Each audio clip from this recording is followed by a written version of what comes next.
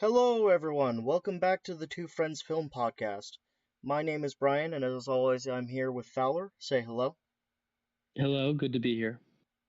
Great. And we are here today to talk about Jaws, the classic Steven Spielberg summer blockbuster. What better time to do it than the dead of winter, which I think is pretty fitting. But as always, we're going to get in here with the summary. So here we go. Jaws takes place in a small town in Massachusetts called Amity Island, which is a summer tourism hotspot. Martin Brody is the chief of police, and two people die from shark attacks. Brody initially wants to close down the beaches, but the mayor pressures him not to. Brody brings in Matt Hooper, a marine biologist who finds the third victim, Ben Gardner, out in the sea, who was a fisherman trying to hunt the shark. Both men then try to convince the mayor that the beach should be closed down, but the mayor is only concerned with the money that'll come in for having the beaches open. Although Brody knows that opening the beaches is a bad idea, he goes along with it via pressure from the mayor. When the beaches are open, a fourth person is eaten by a shark, which finally convinces the mayor to hire Quint, an eccentric war veteran who is a fisherman who specializes in catching sharks. The three men then go on a shark hunt, with the shark being much smarter than they anticipated and outmaneuvering them. The shark then just starts to destroy the boat, with Brody wanting to turn back, with Quint destroying the equipment to do so. This chain of events leads them to deciding to put Brody in a shark, or put Hooper in a shark cage to try and kill the shark, which does not work, destroying the cage and leaving Hooper stranded in the ocean. The shark then jumps up on the boat, destroying it further and eating Quint in the process. Brody fights off the shark and puts a can of compressed air in the shark's mouth, and is able to kill the shark in a massive explosion after firing a gun at the tank. Hooper emerges from the water, rejoining Brody, and the two men finally swim to shore. So, all that being said, that is our summary. As always, we like to get here into the strengths and weaknesses right away. So, I'm going to start off with a couple different strengths here to begin with. So, first off, I think something that can be said about Jaws, and especially as a casual person looking at it to begin with, is that it builds tension in a very great way. You know, we get that initial scene with the sort of first victim being eaten, the woman swimming out being eaten, and we see the bodies and things like that. But I think what really helps it is Brody's intense fear of the water, uh, which Well, kind of let's break it down a little slower. So, okay. Jaws is kind of an interesting film because a lot of the things that made Jaws great as a film were actually due to technical issues. The shark machine basically was broken. It didn't do well under saltwater conditions. So Spielberg, the director, really had to work around it. And so, like, you only Jaws the shark is only in Jaws for about 4 minutes, and most of the time it's basically just its head or its sides. You don't really see the shark until basically halfway through the second act, and so for most of the film, you never see the shark at all. And we'll talk later during the questions part about why that is. But because of that, Spielberg has to use a lot of sort of implication in order to make things like kind of scary. Like they use the camera work, which I think you said Spielberg kind of invented, right? Where you see it the underwater shots from the shark's perspective, it's swimming towards its victims. You use the sound. I really like the sound track. We'll talk about that with like it's sounding almost like a heartbeat, and it builds faster and faster as the shark gets Well, closer. I will The say to implication. on Um, those camera notes, sorry, I didn't mean to interrupt. I was gonna say on those camera notes, actually, it's reminiscent of Hitchcock, and specifically Psycho, right? The POV of the killer in that way. But but like the whole like literally sniffing them out, and you see its head moving side to side and moves under the victims. Like I think that's a pretty big extension from Psycho. If that was the inventor of that technique. yeah, I mean, it's But it's like, it's an extension onto it. But you can see where Spielberg's inspiration came from it. You know what I mean? yeah. And I think the other thing is like, this is a movie that doesn't have a tremendous amount of gore. And I think it actually works better. Like with the first victim, the girl, like you see her hand sticking out of seaweed, but and like, there's a bag in the morgue. There's the fisherman, Ben, his head's floating. But most of it like is like blood pooling out of the water, like limbs. But it's not, you don't really see the sheer death. And a lot of the movie really relies on really showing the collateral rather than the killings themselves or even the victims themselves. Like there's a lot of very powerful human responses, like Hooper like panicking in the morgue as he's investigating the girl's body and the sheer amount of damage she's seeing off screen. Like when the girl's body is initially found, the detective deputy, he's like crying and he's like digging ditches like a child on the ground because he just doesn't know how to deal with the sheer amount of carnage. There's a lot of these still moments in the film, in like after attacks, of people looking out into the waves or in quiet moments, just having this terror on their face. And I think the film does a really great job of organically building that fear. In the second half of the movie, when Brody, Quint, and Hooper are in the boat, their bickering is like a sign of the tension, where the bickering increases, they become more afraid. And then at a certain point where the shark is really on them and it's starting to destroy the boat and they really think they're going to die, the tension just stops because they're just so afraid they're not tensioning. I think the actor for Quint, Robert Shaw, is it? I think he does a great job of that, where initially he's so cocky and clearly doesn't give a fuck, and then as like the journey into the sea, this disastrous journey which leads to Quint dying and the ship being destroyed, like you see him slowly like it cracking and him being more and more afraid. The first point where Quint's actually really shown to be afraid underneath his machismo is when um, Hooper's fucking up attaching the barrels to the harpoon so he can track the shark, and he like you can see the actual fear. Then by the end, when they're fleeing the shark and trying to make it back to the coast, and the engine breaks down because Quint's overriding it, you see the sheer fear on his face. And I think it also does a great job of showing how fear spreads like a disease or an infection. Brody's the one who's most afraid of the shark on the journey, and then it spreads to Hooper, and then Quint is the last one to crack, and when he cracks, he fully cracks. Like everyone loses their goddamn minds. Or like on the beach where Brody's wife is initially like not very afraid, and then her husband's fear infects her, and she becomes an increasingly fearful character. Like this is really a film where there's not a lot of gore, you don't see much of the shark itself, but it's able to ratchet up tension to just such an unbelievable degree. But It's amazing. here's the thing. I think the thing is like and we'll talk about this more in the questions because I know you have a couple questions based on that. Um, but I think like about that tension and about the building of it. I think that fear incorporates it to make it so that that tension is heightened, right?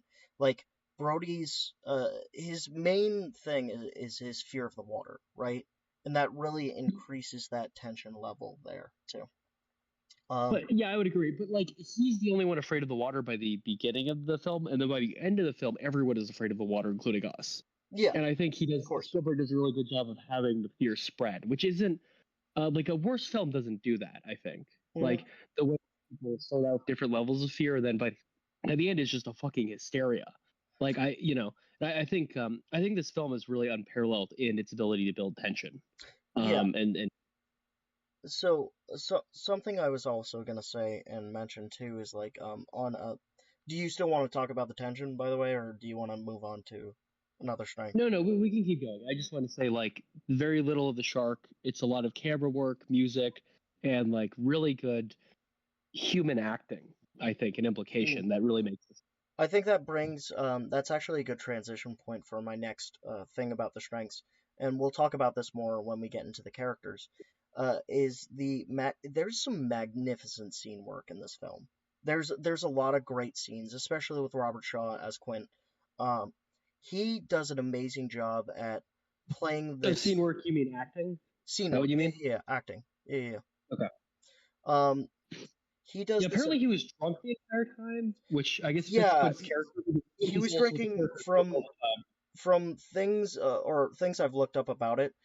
He apparently was drinking pretty heavily during the making of the film. Well, they Uh, should have given him.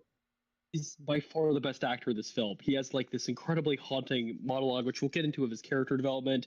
I think he does a great job of being this blustery, don't give a fuck character, and that he descends into fear and madness. And um, yeah, I think he's a great character. But really, everyone does a great job. oh yeah, Brody's good. Hooper's really good, actually. I think Hooper's like overlooked. Actually, I think Richard Dreyfuss, yeah, he's as he's Hooper. easily he's easily the second best part of the story. But and even some of the side characters. I think the mayor does a great job being a slimy piece of shit. You really hate Yeah, him. and I Blood think crazy. on a side note, I just want to point out too, fucking Quint making $200 a day, fucking steal, dude. Absolutely, Regardless of whether he catches the shark, indefinitely, by the way. On yeah, top of getting 15K when he gets the shark. yeah, just fucking crazy.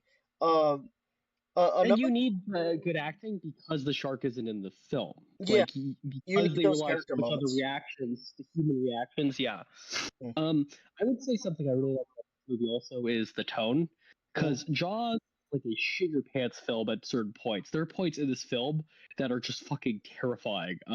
Like when the shark, when the music is building and it's seeking out its targets and it's underwater, no one can see it, or like when you realize at the very end of the film that actually the shark can climb onto the fucking boat at any point and that they were never safe on the boat. Um, but it's also fucking extremely funny. Quint Yeah, as a character is the main source of humor and badassery. He between scenes he is either like one of the most terrified characters, or the one you really feel like real fear that he's gonna die, to being the character you're like laughing, like just like laughing until your stomach hurts well, at and him. that's the thing that actually leads me to my next strength that I was going to talk about, which was the balance of that, like, because this horror thriller type genre, but with these like humorous moments, right? The banter between Quint and Hooper, like, in that big Who hate monologue. each other. They Yeah, despise each other. they just despise each other as human beings. Um, but they have these like fucking funny moments where they're like comparing scars, but the scars aren't like of bravery. It's more so stories of them getting fucked up for stupid reasons. Um, Yeah, we'll get into that more of the characters, yeah, but of course, of yeah. course. But I figured I'd put that as an example of like the humor, or like I Quint's like, think you need that kind of humor because of the way this film works. Because there are other films where it's like a slow buildup of tension, and Jaws does have like a climax, obviously. But Spielberg really like ratchets up the fucking terror, and I don't think this film would work. I think you'd have a heart attack halfway through it if you didn't have that humor. Like I think the humor is necessary because of how like shit your pants terrifying a lot of the rest of the film is. Like the characters kind of need to laugh during points and have levity because of like the pressure they're under, that they could be killed at any moment by this giant shark. And we need that too as the audience. Like you really need the scenes where they're getting drunk together, because the rest of the film you're like, yeah, it's definitely an experience to say the least. And I think for me those were the big three strengths that I had going into it. Do you have Hmm. something you want to talk about specifically? Well, you were saying you didn't particularly like the music. Well, Um, I didn't like it in certain respects. There's obviously the main motif is like one of the most iconic musical pieces in cinema history, right? Um, hmm. but the thing I had the issue with, and but you're good on strengths though. Yeah, yeah. Okay. The main issue I had with the musical sort of thing going on there is that there were these times in the shark hunt where there were these whimsical like little pieces, but it was intermixed with times where they were actively hunting the shark. So I was always confused on it. It was like, almost like I was watching like a nice little movie about a jaunt through the sea while they're like harpooning a 25-foot fucking shark. So I don't know. Seemed like a weird juxtaposition. I don't. I like the juxtaposition a Why lot did you like the? because Why did you like it though? there are certain films where, or even horror films, where the antagonist is kind, or the protagonist is kind of a badass, and you still kind of think they might be okay. Like in The Thing, what's his name? The main guy, the helicopter operator who's drunk all the Um. time. Oh. There's It's Childs, Nick. Windows, McCready. Yeah, McCready is actually kind of a badass, and even though The Thing is terrifying, you do kind of feel like McCready has this. In Jaws, this is not the case. Like, they go out into the water, and like Quint, who's the only one who's not totally like shit your pants afraid of the shark. Like the first time they encounter the shark, Quint is like, "Oh my god, we're all gonna fucking die." And by the end, like it's not like they have a fucking brutal climax and they're ready for the shark. The climax happens when they're fleeing the shark after they get their asses handed to it and it destroys their boat, and they're just trying to make it to the coast alive. And like I feel like for the Jaws film, especially the build up of the shark, because you don't even see the shark until the like halfway point, really, or like 3/4 point of the film. It does feel ludicrous, and I like the music makes it feel that way. Like they're harpooning the shark, and it's like totally destroying the boat, and like the music does sound desperate and a little out of place, and that's what their bravery in the face of it just clearly being about to murder them I feels don't like. I don't know if I agree. So here's my thing. And here's my take of why I don't think it works. I think if you want to make a movie um like with that sort of weird juxtaposition, I feel like it has to make sense in the context of the scene work, right? Like I get it if they're like out on the sea like doing that sort of thing and they're like, if they're going out and there's this hopeful little motif, which I think there is a couple Well, times. they have those too. Yeah. I get that. But like I get it less when they're in the middle of like this fucking giant ass shark. They're like in the midst of fighting it, and then all of a sudden you hear these little like harps and little things going on in the back. It just feels like out of place. I liked it though because there's a desperation in the Jaws killing scenes, and we'll get to this when we talk about characters. But like Quint's death, there are points in Quint's death or Hooper's death or like almost death where it does feel like they might be okay, and the music kind of reflects that, and then it gets like cut off by the more terrifying music.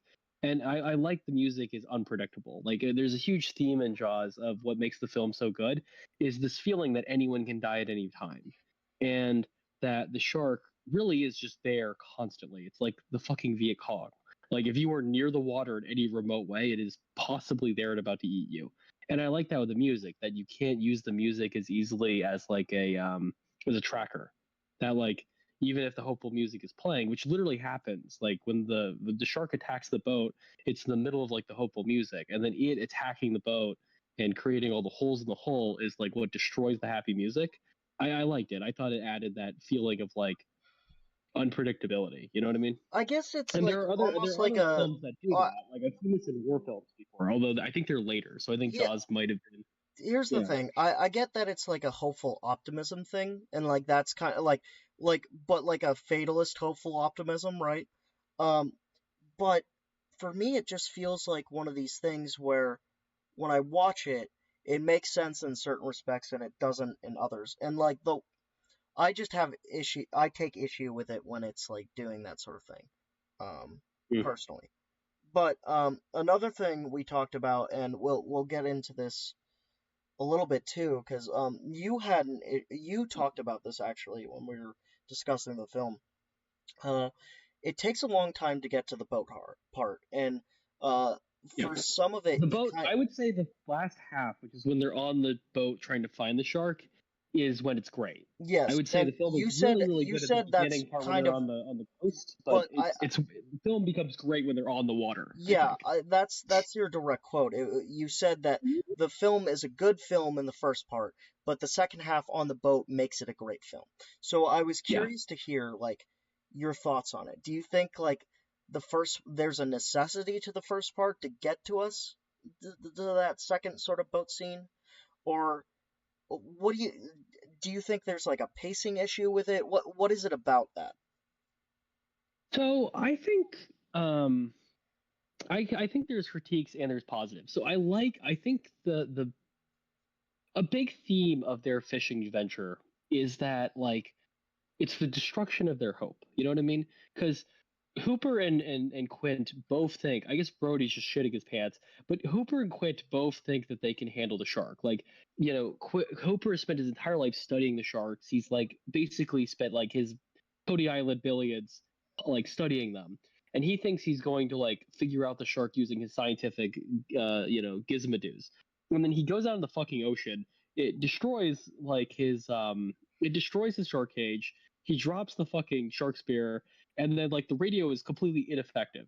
So like, and then it's the same thing with Quint. Like Quint spent his whole life murdering sharks. Like he's Well, literally an infamous can shark I hunter, and he goes interject here out for a second? and Um, the radio's not ineffective. Quint decides to destroy the fucking radio, which makes it ineffective. or not the radio, his sonar system Yeah, yeah, to yeah. find out what shark is. Like it's wildly ineffective. And then Quint, like he literally his profession is murdering sharks. And he goes out in the fucking ocean, and the shark just like outmaneuvers him completely, destroys most of his equipment, destroys his boat, and kills him. So I think like you need the first half to build up this. It's almost like an anti-hero's journey where you spend the first half of the film gathering the crew and the equipment that you think will win, and then they go out into the ocean and they just get fucking shit rocked and none of it matters. And I like that. Like I thought that was a good deconstruction of that trope, and I thought it ratcheted up the tension. But I would agree, and I think you might have some thoughts too. There are points of the first half that could definitely be focused on less. Like I think Yeah. that Brody, I really like the scenes about Brody being afraid of the fucking ocean and like how much of a fucking pussy he is for the first half of the film. I really enjoyed Hooper as a character, and like especially I think it picks up when Hooper shows up and they go to the morgue and like Hooper starts investigating. But I didn't really like the town subplot as much about the money and shit like that. It just felt slower and like not the right film.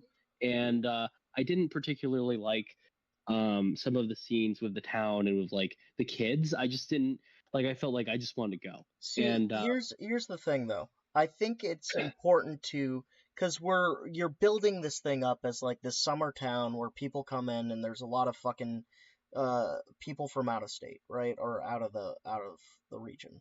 Why I think part of that works though is that you get those, even though you get those slow moments, you still get those introductions, right? Like Quint, his introduction is in that little town meeting where they're discussing it, and they're like, "You can't close down the beaches because blah blah blah," and Quint's like, "You all are fucking idiots. I could take out this shark, if you give me the fucking opportunity." And he's like, before "You're before the shark, he's like jerking off of one hand every time he talks about murdering the shark. I've never Oh seen a yeah, man yeah. It's so it's clearly an sexually insane aroused. bloodlust that I've never seen in a character. It's like they're because obviously he's a stand-in for Captain Ahab, right? It's that Yeah. same sort of character trope where it's like this insatiable bloodlust for it. When we get introduced into Although at his least with Ahab, at least with Quinn, like you don't realize how psychotically hateful Quint is until later. Like when Ahab's introduced in Moby Dick, you know that he's a maniac. At least Quint has sort of this like devil may care, like I enjoy killing them, but like it's not personal for me thing. And then it's when he No, in the okay, boat with I them. I disagree strongly with that because when we go to his fucking cabin with Hooper and Brody, you see him fucking like with a bunch of different shark teeth all around, like a bunch of different fucking jaws from it. Like he's fucking cooking them in the pot to like fucking sanitize them. He's a fucking maniac, like right Well, off he's the a bat. man, but I feel like he doesn't appear as insane until they get on the boat, though. Like you know I he's a don't bit crazy, I don't but know, like he yeah, gets but this he gives a heavy energy of like, I've seen some things, I've done some things, and I'm going to continue to do some things. You know what I mean?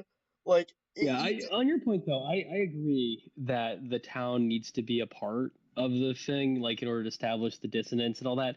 But at a certain point, like they have like 6 scenes with the mayor where he's like, "Fuck you, I'm not opening the beaches," and I don't think they needed him. Like I think there's enough tension in the film without that being a subplot that matters as much. Like I think it would have well, been fine if they cut those scenes down in half. You know what I here's mean? And I you feel the same still. way about the kid in the boat, I, like w- I his was gonna son in the say boat. you still need the mayor character though, because I feel like that Well, drives that's why I like said cut him down. I wouldn't remove him, but like I just didn't. I just like I felt like he was slowing it down because you kind of get the formula at a certain point, which is like you have all the tension that's really good, and then you meet the mayor, and he tells you just to go fuck yourself whenever you present him evidence, and I don't know, it just slowed it down. Like at a certain point, I wanted the town to recede.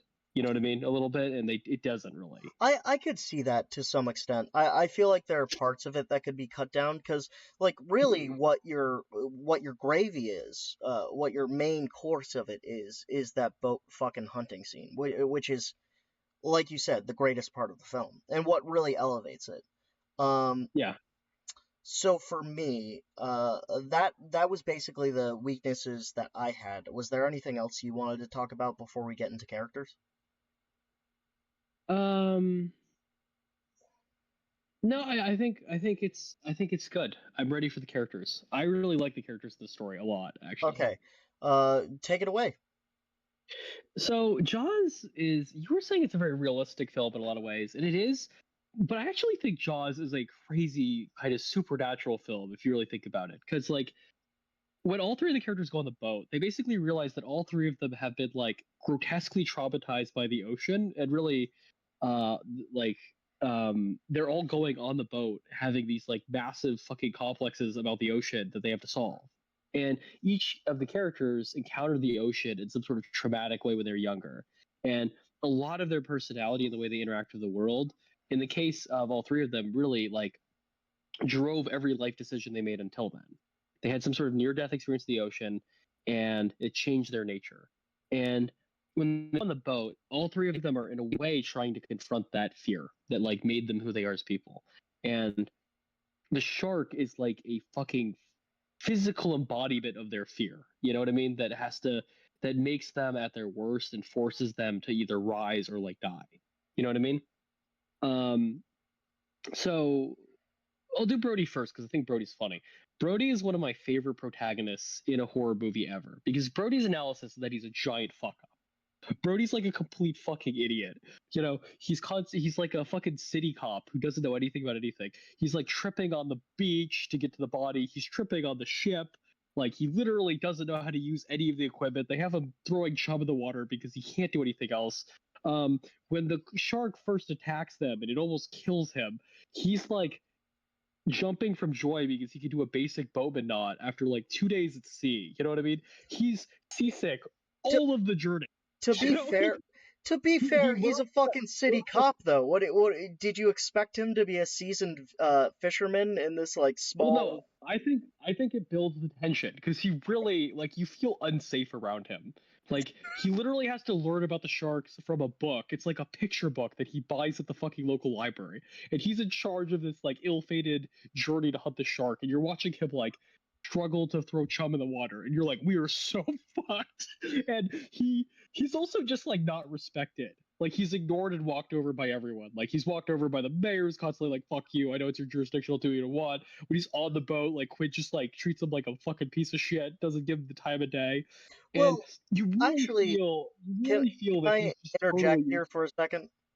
yeah. Because I feel like Quint actually shows him some levels of respect.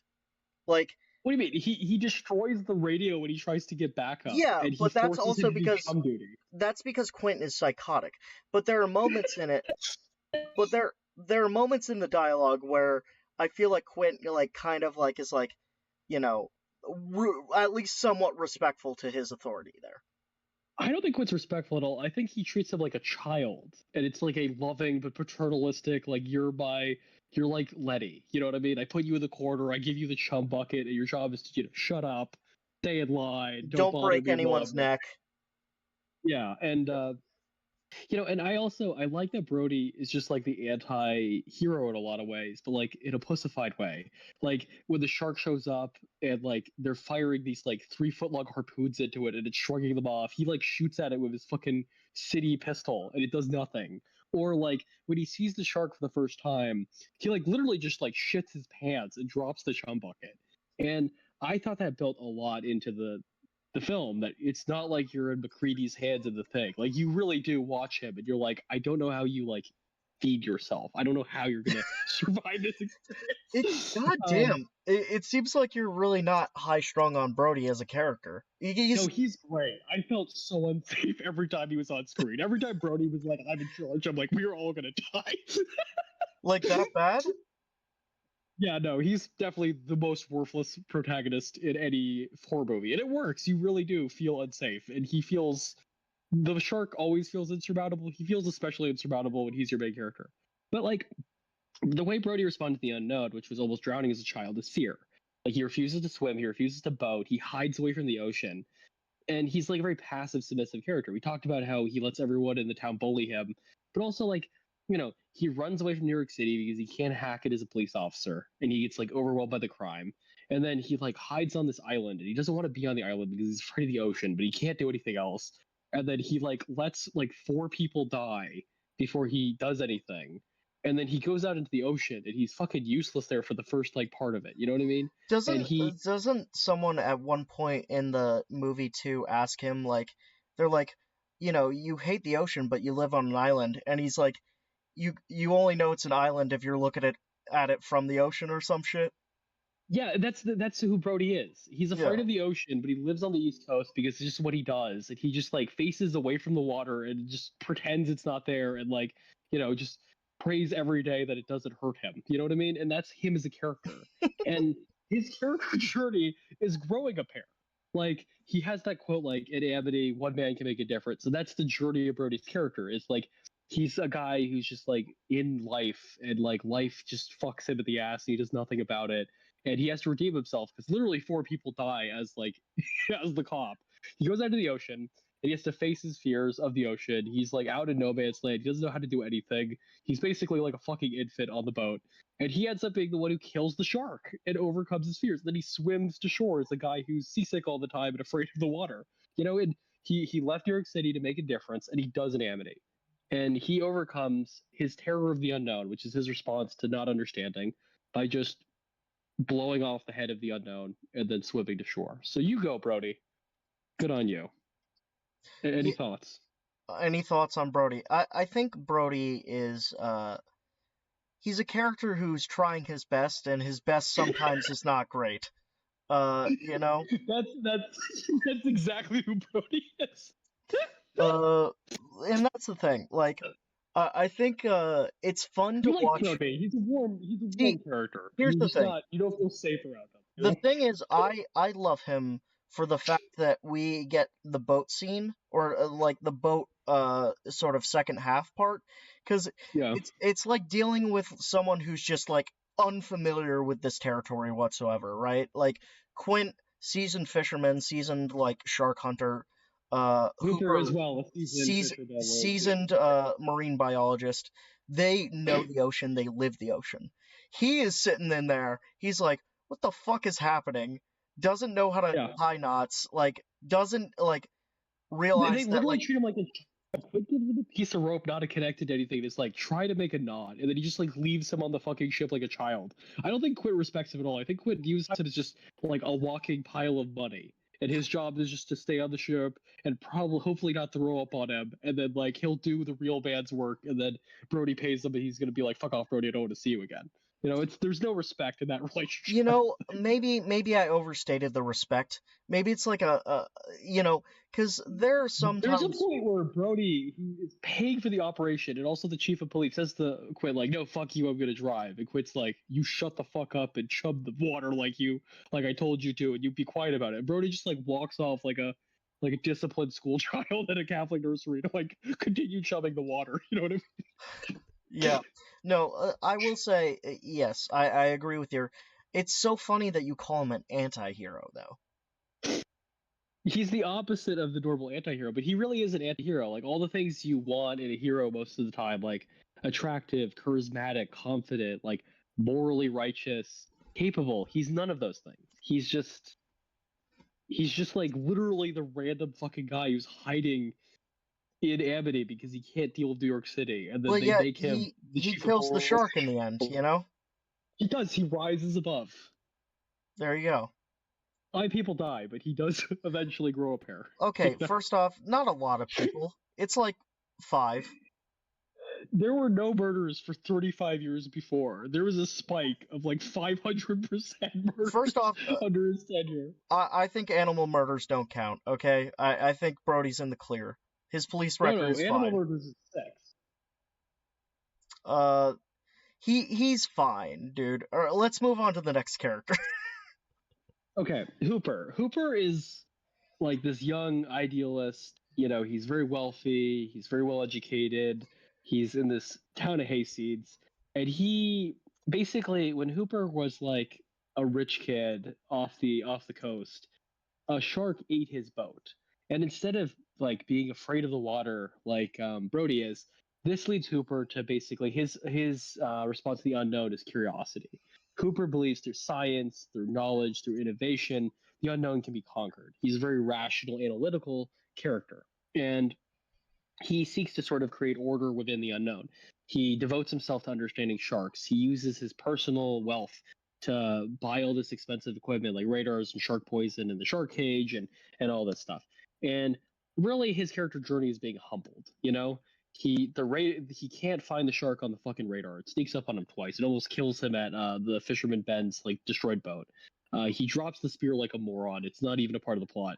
His super shark cage is destroyed, and literally, like the man who thinks that science can like conquer the unknown, he spends the climax off screen, trapped in a fucking cage of his own design at the bottom of the ocean. You want to talk about a metaphor?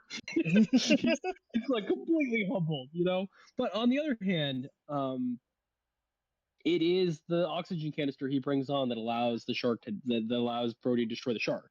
So like he himself he's not able to predict or comprehend the unknown, the ocean, and great use of Chekhov's gun, by the way. Yes, he's unable to himself conquer the ocean or the unknown, but he reveals himself to be a person who like that understanding and science are capable of saving you in some ways. And I think he's a great character, Hooper, because Hooper and Quint have opposite reactions to basically the shark being beyond their comprehension. You know, Quint just loses his goddamn mind and becomes a maniac. Hooper is just, he panics. Like every time one of Hooper's devices doesn't work and the shark almost murders them all, he just becomes this panicky, stuttery mess. And it's kind of funny. Like he shows up and you think, if you haven't seen the film before, you really think that he's gonna nail it. Like both him and Quint have effect. They show up to the plot, and Hooper's like this world-renowned scientist, like millionaire brat. He spent his whole life studying sharks, and you really think that he's gonna like take it on. And then they get out into the ocean, and he's just struggling. Well, it's so funny too, because like, you know, in the cage scene itself, what I love about that scene in particular is that he comes face to face with his curiosity and his like need to learn, and all that is in front of him is a shark trying to fucking mangle a cage so much that it can get to him and devour him, right? Yeah, almost... and I think it's also super like emblematic and symbolic. Like Hooper spent his whole life studying the shark because of that first shark that almost killed him and ate his boat, right? How does he get attacked? From behind, right? Like he's not even facing the right direction when the shark attacks him. For all of his knowledge and his expertise and preparation, it attacks him from behind, and he really just spends the duration of the attack like hiding in the cage, trying not to be eaten by the thing. You know what I mean? And it's so funny too, because like he goes from this like expression of innate curiosity to fucking pure horror as he knows that he might be eaten to death in this fucking cage. You know? Another powerful thing, because his curiosity is satiated. Like he spends his whole life studying the sharks, and then he meets that shark, and he's like, "Nope, done with curiosity. Like fuck that 18-month like research opportunity into the ocean. Fuck that." Like you know, in the other parts, like he almost kills Quint because he's trying to place like a radar thing on the barrel so he can study it, and yeah, and then at the end, when the shark gets his fucking head blown off, he's not even looking for samples. You know what I mean? He just gets on that piece of driftwood, starts kicking towards shore. He shuts the fuck up. Yeah, you know? there's Brody there's finds a bear. Hooper realizes his bear was too big. It needs to shrink a little bit. there's no innate curiosity at that point. It's just all out the fucking window, which is fair. If I came into face to face with a 25-foot shark and won, I'm not collecting a goddamn sample for the rest of my life. I'm leaving that ocean and never returning to the ocean. I might not even bathe. I might be that horrified of water at that point, you know? That's fair. Okay, so do you have anything before we move to Quint? No, we can go to Quint. Okay, Quint, best character of the series, by far the most deranged. He's just this rough, working class, ruthless shark hunter. And he shows up, and he, you know, with Hooper, you think it's his knowledge and money that's going to save him. With Quint, it's just that he's a fucking hardcore motherfucker. Like, you know, we were interrupting the part where I was doing the stories, the Scar stories, but it's such a telling scene because you know all of Hooper's stories are like you know emblematic of his character. Like, I got too close to a moray, it bit me. I got too close to a thresher shark, it stabbed me. I got too close to a bull shark, it scraped me. Quints are like, you know, I was fucking arm wrestling a guy drunk in New Orleans, or like, you know, like I was like I got into a bar fight in St. guy. Patty's Day, and I lost a tooth. You know.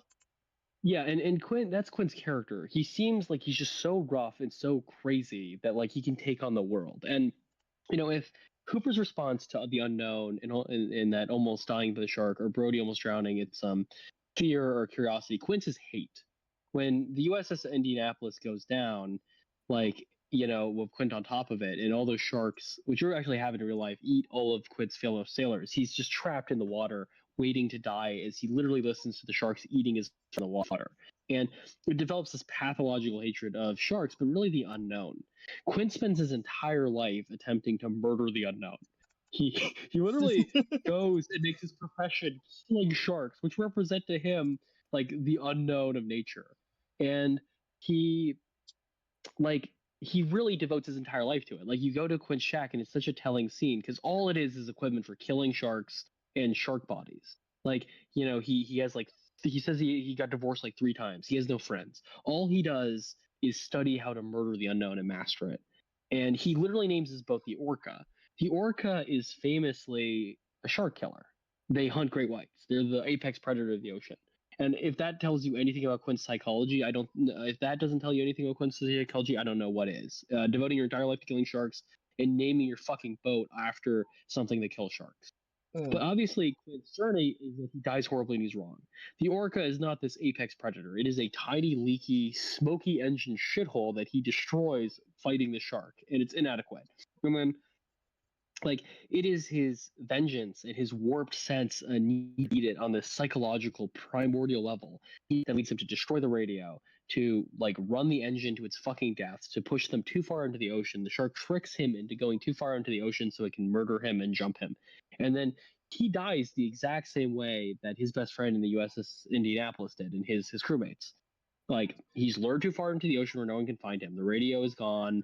Ship sinks, And and getting he's bit literally in fucking half, Yeah, and he completely fails to conquer the unknown, which you can't do, and he proves himself as being incapable. No man, even a man as wild and ferocious as Quint, and you even see this during the story. Like, that's what I mean about him not really being Ahab. He's a deconstruction of Ahab in my mind, where when Quint shows up, he's this cocky, devil-may-care guy. He's like strong-arming the town. He's like, I want crazy amounts of money. I don't give a fuck. I'm gonna shit on everyone, including the chief of police who's paying me. And then he goes on the ocean, and for all of his pretensions, it's terror. He's in pure terror. He doesn't know how to deal with it. And in spite of how much he hates the sharks, he tries to run away. Right? He dies running away. He's not like Ahab. He doesn't stab the shark and like go out mutually killing it. His last moments are screaming like a little girl as he's dragged into its mouth, kicking and flailing about ineffectually and while it trying to literally like rips machete it with the like little piece of metal that he has, and it doing nothing to the shark. Yeah. So that's my analysis of the characters. Is there are 3 ways that you can respond to near death and the unknown. And like, they find out what death and the unknown really are, right? Like, Brody learns that you have to face death and it's around you all the time, but he leaves knowing that he only survived out of fucking sheer luck. Hooper thinks that he can master it in some way, and Hooper learns that you can't master the unknown by definition, and then all it'll make you do is look a fool. And Quint, who wants to conquer the unknown, he's literally murdered for his arrogance and his stupidity. Yeah, it's interesting that these 3 characters are a manifestation of like 3 responses to fear and what they can't possibly understand, which I think also leads into like great into our questions about like, what does the shark represent? Yeah. So, do you go first or I go first? Because you have a different answer than I do. You said the shark represents. So you go. You said. So my thing is, I think the shark represents fear, right? Fear of, and we talked about the unknown a lot, but I think it represents what we all fear, which is something that we cannot control, right? A shark is a creature that is specifically designed to kill, hunt, and reproduce, right? I think for me, this shark is the manifestation of chaos, right? Like, it can emerge at any time. It is lurking. As much as people try and kill it, put it in its place, the only person who was able to kill it was Brody, and as we mentioned, that was pure luck. It was not like a thing of like premeditated, yeah, I'm gonna take it out type thing. It was Yeah, and purely. their confrontation of the shark, which I think is a really powerful moment, like they don't ambush the shark like in a lot of horror films. They're Mhm. running away after their ambush failed, and it's catching up to them, and then it catches up to them, and then it kills their best fucking guy, right? Like, there's no point in killing the shark that isn't pure chaos or luck. There's no point where the plan ever works. They never ever have any part of the plan work when trying to hunt the shark. Yeah, and so that's why my big thing is that's what the shark represents to me. It's this fear and it's this of the chaos and the unknown of what is to come, right? I agree. I so I think so we're talking about like why shark is so terrifying compared to other horror films, villains, you know what I mean? And uh, Oh, I think sorry, you're breaking up there a little bit. Could you repeat oh that? yeah. So we were talking about like while we were watching this, why the shark is so terrifying because it is the like one of the most terrifying antagonists I've ever seen in film. And I think a lot of it is like we were talking about how all you can see about the shark is like the carnage it leaves emotionally and psychologically, like all the scars in other people or the literal body parts. The shark is itself almost invisible. And to me, like there are a lot of horror monsters. The thing is like that, right? There's the spectacle of how horrific it is, right? How the Hmm. mutations it has and all its different body parts. And that's the Yeah. thing of a lot of horror monsters. With a shark, you don't really revel in its horror because all it is literal death, right? Like you don't see it, it doesn't unveil itself, it's not something beautiful or exotic. It just appears. You often don't even see it coming. It attacks you from behind. You don't see it approach, it just strikes. And then whatever it tries to strike dies instantly. And then everyone else is just left thinking about the fact they could have been the one who died and having to deal with the consequences. Quint has this quote Mm. about the shark where he says, like when he comes after you, he doesn't seem to be living until he bites you, and those black eyes roll over white, lifeless eyes, black eyes like a doll's eyes. And I think that's what is so terrifying with the shark. The shark's never seen really. Like you only see it for 4 minutes. You only see it at 3/4 of the film. Like all you, it's unknowable and beyond comprehension. You have no. It's not that you can't control it or fight it. It's you literally just don't know where it is or what it's going to do next. Like Yeah. you only see it through the yellow barrels or the floating pieces of dock or like its fin rising. And even then, like you know, um, it violates spatial boundaries. You're never safe from it. Like it attacks the beaches outside of its climate because that's not where the great whites are, and then it kills its victim in the estuary, right? Like not near the ocean at all. And then like it kills Fisherman Ben and it kills Quint because they think they're safe on the boat and they're not. Like it destroys both of their boats and then eats them screaming while Its they're sinking. its fourth victim was also on a boat as well. Yeah, yeah, that's what I'm talking about with Ben. Like he Yeah. goes out there, he's experienced fishing it, and it just eats his boat whole, and then it kills him.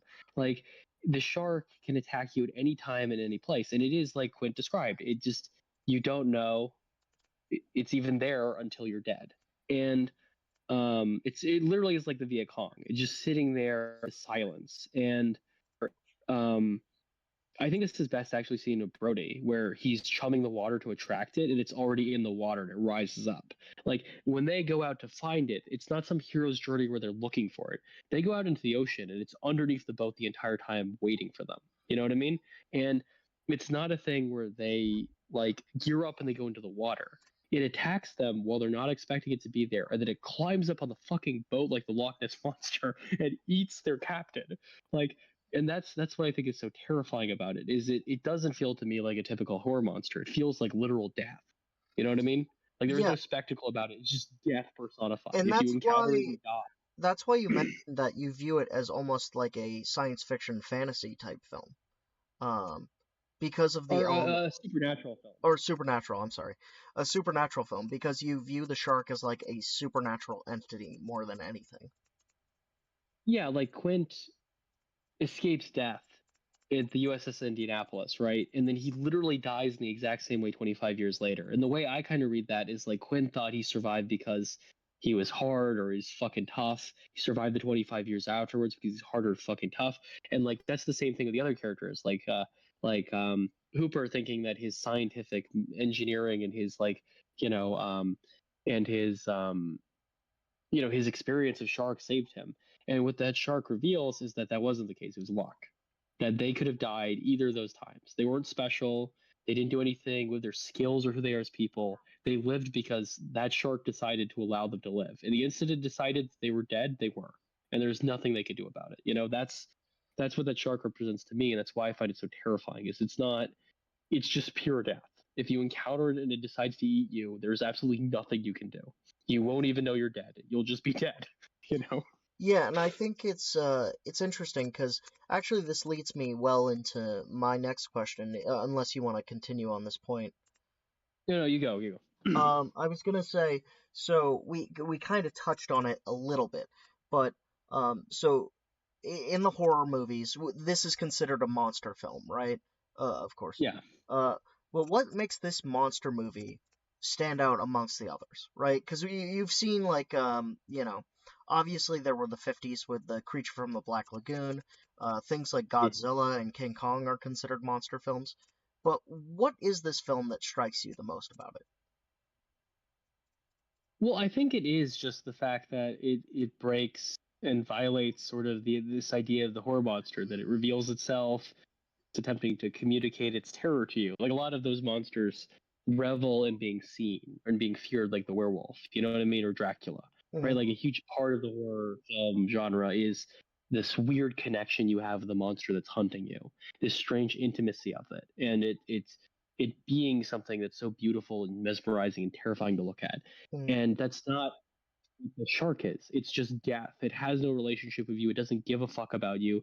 All it does is kill at will. And you're not special. You're not what Quint believes. You're some sort of God chosen survivor, and you survived the USS Indianapolis for this reason, and you've mastered it. Like Quint lived because it wasn't hungry, and he died when it decided it's hungry. And there's something so casual and sociopathic.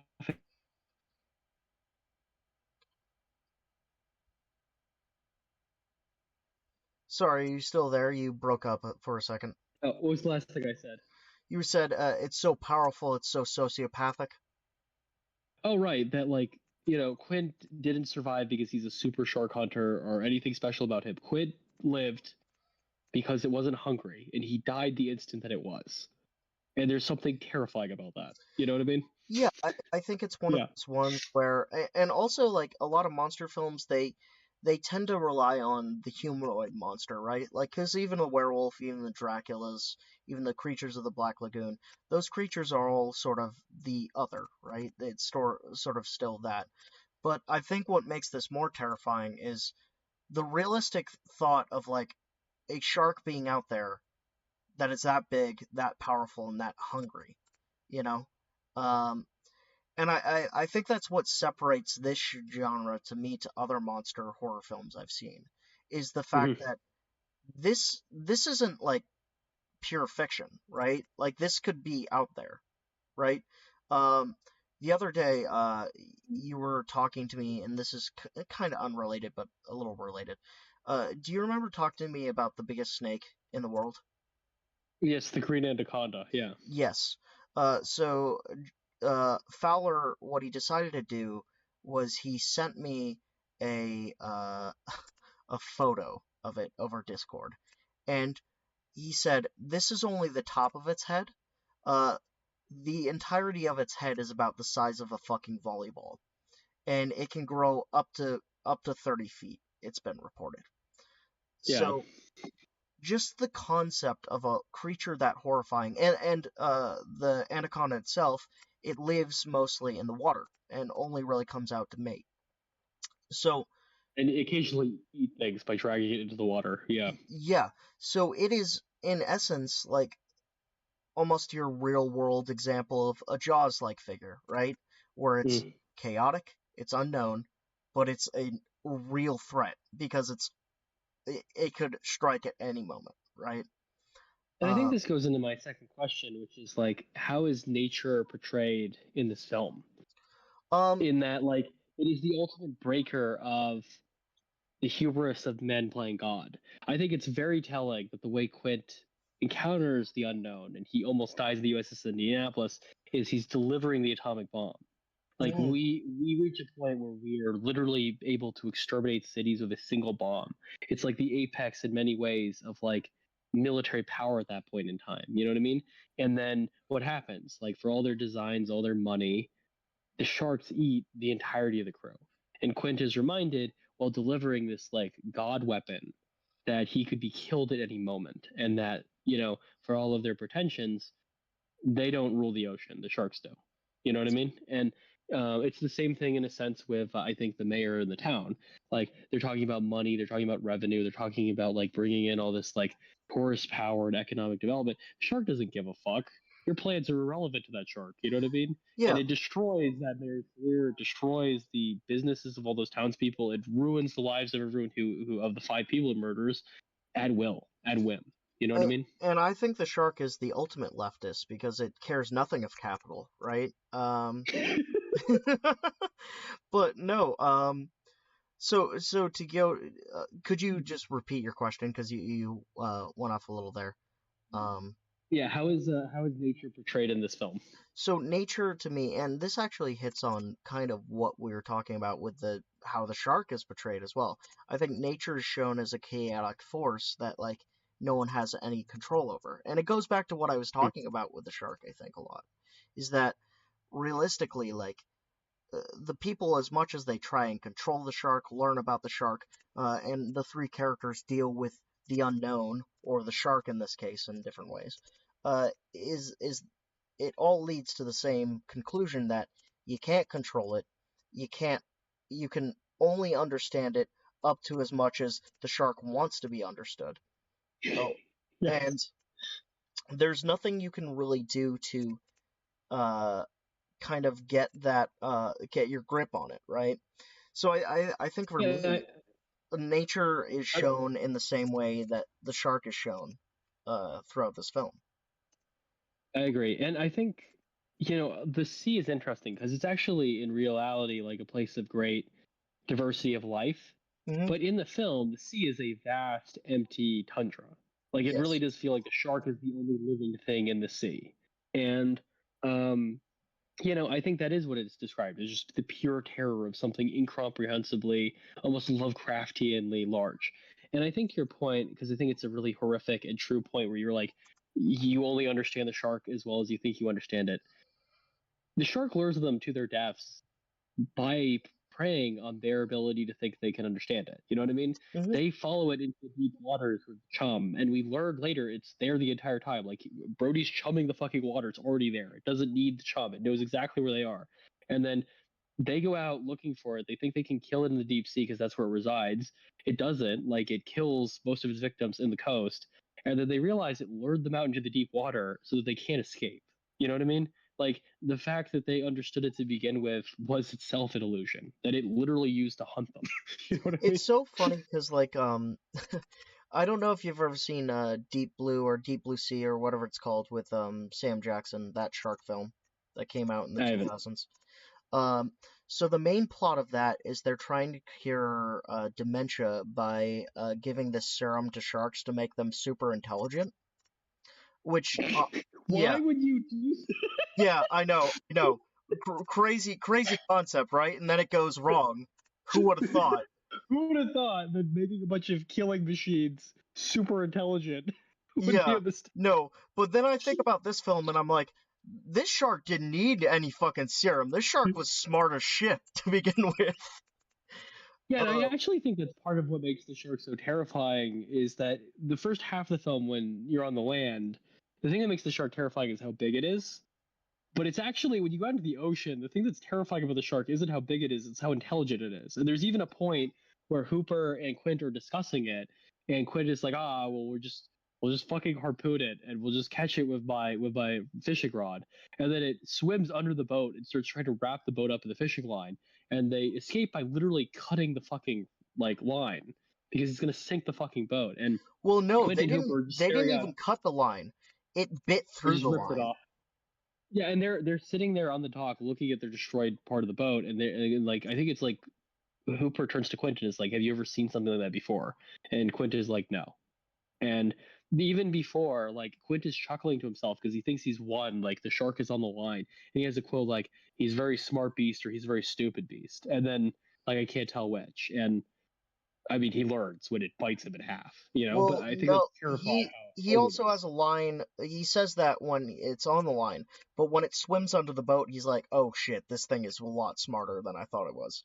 Yeah, and Um, that's the thing about like the shark is it's this unpredictable character, and you never feel like you understand it. Like with something like Dracula or like with werewolf or their rules, the shark has no rules. Like every time the characters think they have a handle on it, it kills someone in a place that it's not supposed to be in a way you're not supposed to be able to, right? Like mhm. destroying the boats. It shouldn't have been able to do that. It's why it kills Ben and also Quint, or like attacking outside of its tropical environment or killing outside of the ocean in the estuary.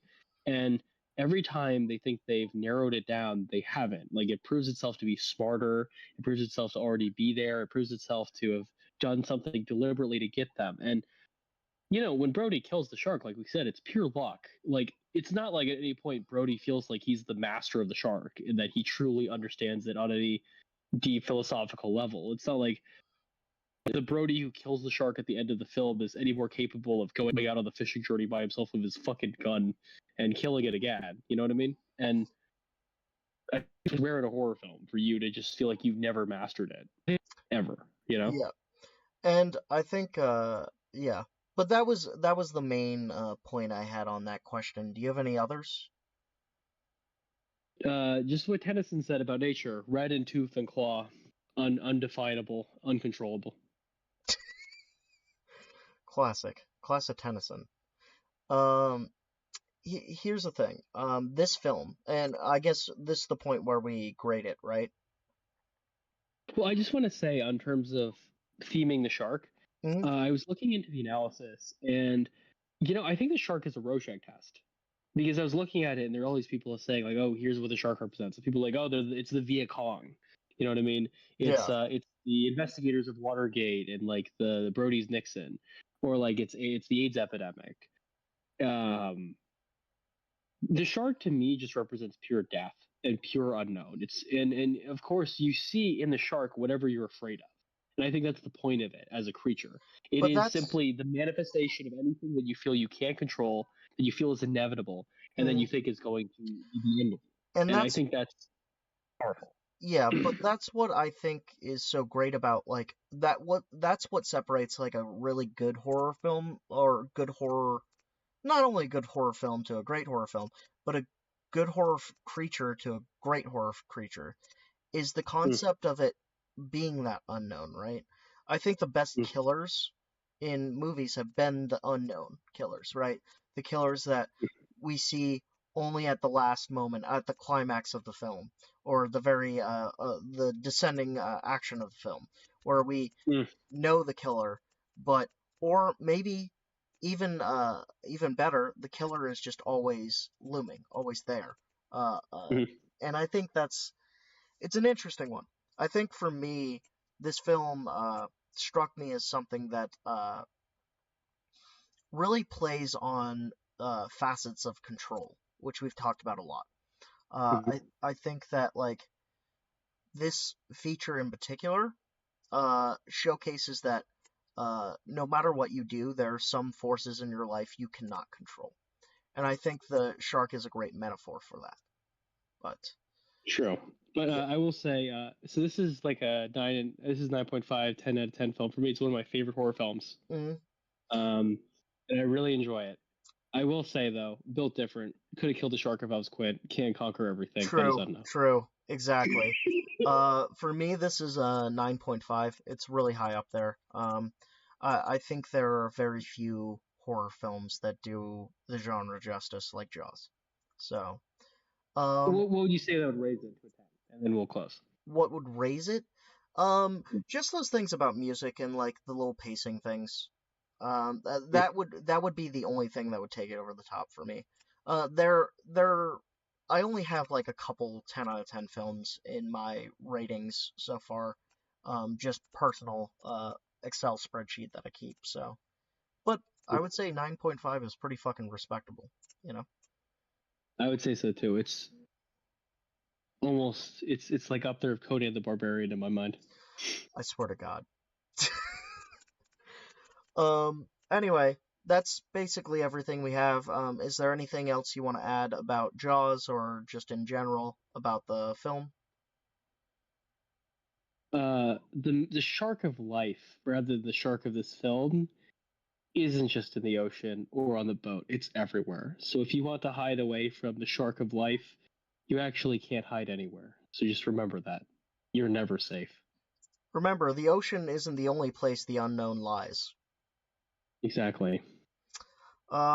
Anyway, on that cheery note, hope everyone had a great holiday season. I'm glad that we got to showcase this film for the holiday season, even though it's a summer blockbuster. But yeah, other than And we're that, doing Brokeback Mountain next, which is going to be it's about a different type of unknown, yeah, a more erotic unknown.